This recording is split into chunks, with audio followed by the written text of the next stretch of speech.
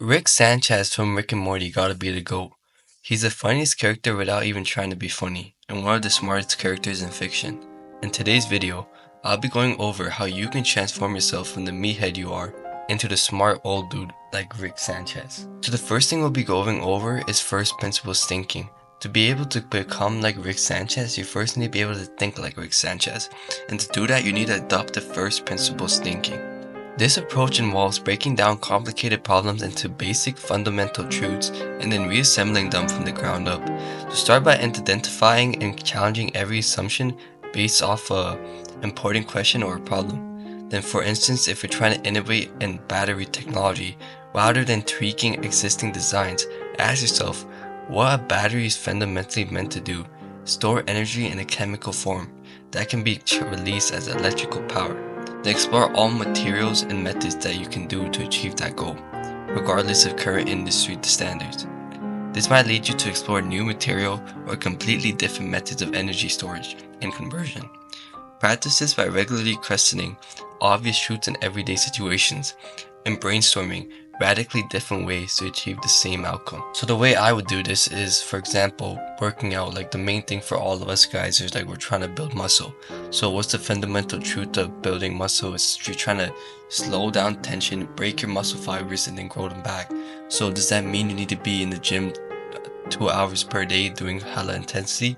Not really. You can break that down and just be, okay, I just need to break the muscle fiber. So I'll just focus on slow, controlled movements and really try and get that stretch and breaking the muscle.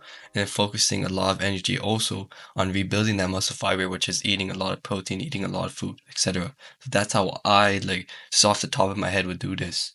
Next is unconventional problem solving. Rick excels at thinking outside the box and applying solutions in unconventional ways. To develop this skill, start by learning about a wide range of subjects, then practicing applying knowledge from one domain to solve a problem in another. For example, if you learn something interesting in fluid dynamics, think about how you can apply it to economics or traffic management. Regularly engage in brainstorming sessions where no idea is too outlandish, and then use mind mapping to visually plot out different solutions and how they might interconnect.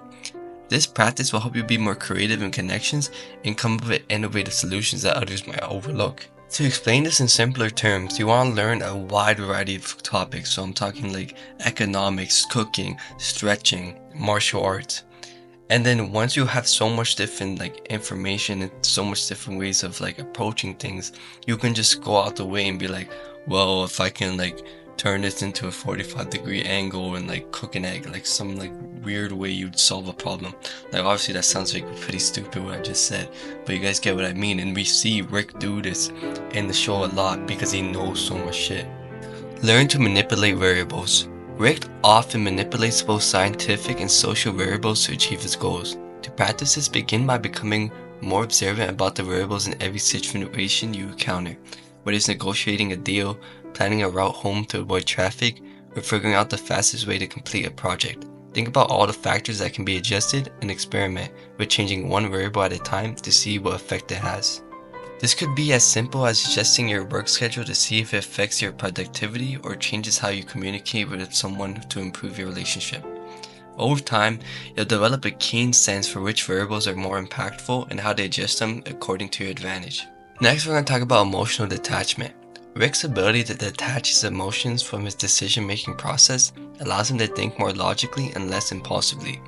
While complete emotional detachment is not advisable for healthy relationships and you can learn to control your emotional responses when making critical decisions, practice mindfulness and meditation to improve your awareness of emotional states.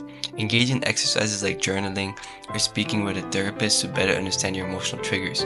When faced with a decision, try to step back and view the situation objectively. List the pros and cons and consider the best outcome independent of your feelings. Remember, the goal is not to remove emotions from your life, but to prevent them from clouding your critical thinking when necessary. And although if you do want to remove your emotions from your life, I have a lot of videos that show you how to do that, so I'll put a card up right now. Next is self-sufficiency. To emulate Rick's level of self-sufficiency, start by learning and mastering practical skills that make you more independent. This could be like basic car repair, cooking, financial management, and basic home repairs. Take courses, watch instructional videos, and perhaps more important, learn by doing. Challenge yourself to fix something without calling a professional or cook the week's meals from scratch. The more you practice being self-sufficient, the more confident and capable you'll feel in handling whatever comes your way. Lastly, ethical flexibility. Rick operates in moral gray areas, navigating complex ethical landscapes that challenge the conventional morality. Develop a nuanced understanding of ethics like Rick, study a broad range of philosophical theories and real-world case studies, engage in debates and discussions that challenge your viewpoints. Consider role-playing scenarios where you must make tough decisions and that include trade-offs and lesser evils. It's important to develop a flexible ethical framework that allows you to make decisions in more complex changing environments while still holding on to core moral principles like Rick. By focusing on these 6 areas, you can develop a mindset similar to Rick that values innovation, critical thinking, and adaptability.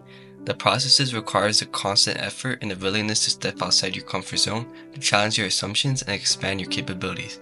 Thank you guys for watching, and peace on the street.